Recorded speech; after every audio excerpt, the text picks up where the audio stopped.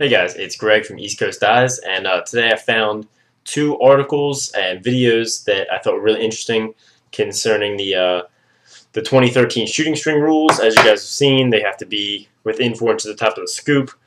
So the first video that I found was posted on Lacrosse Playground, and it's of Peter Baum's stick, and he plays at Colgate, and he was discussing the shooting string changes. It showed his old stick, which included a nylon 2 straights and a U, so pretty low, and his new stick, which had a nylon, a straight, and then another straight, and his was set up so that the nylon was right above, so the nylon's not here, it's bumped down one, so the nylon's right above the shooter, then the shooter, a space, and a shooter. So slightly different from mine, the nylon's just bumped down one.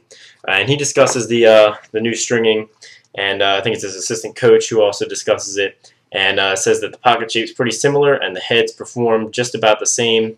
You know, he said there's a slight change in how they perform and how it releases, but he said it was nothing significant and certainly doesn't seem too troubled by the new changes. So he uses an Evo X, seen here, with hard mesh with like a mid-low pocket, looks a little baggy, pretty well channeled, with just the one nylon and then the 2 straights, like I said, with the nylon right above this shooting string and then this shooting string.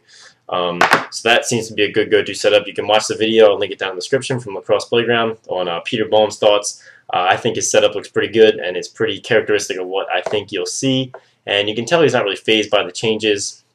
They don't seem like a big deal, but it's good to see what a top Division I player is going to be playing with, and how they've adjusted to the string rules. So I think that's a really good way to go with it, is the nylon right above the straight, a space, then another straight, with a well-channeled mid-low pocket like he has. So maybe I'll try and string a replica of that if I can for you guys. There's not a ton of shots of it, but I'll see what I can do.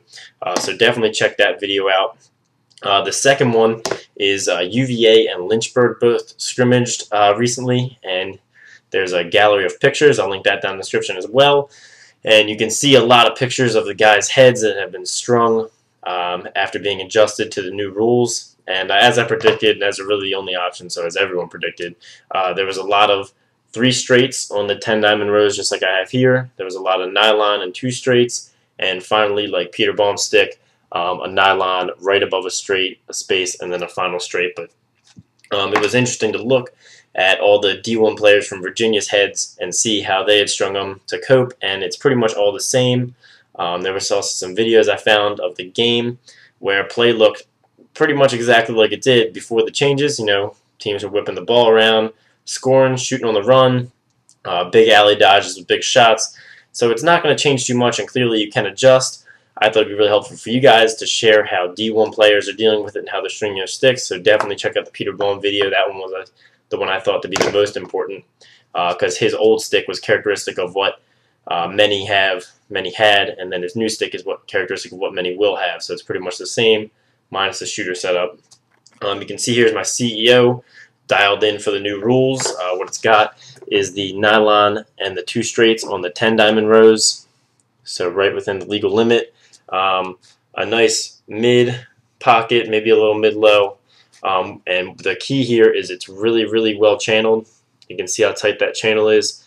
I really tightened the channel from when I had the V's in and moved the pocket down just a little bit to aid in one-handed cradling and vertical dodging. So this extra channel is what's really going to allow for some increased hold and a little extra whip with the new shooter setup. And what I did here was interlock the first 5 sidewall holes down very tightly, and then did some double up in there, so it would be a really well channeled mid-low pocket.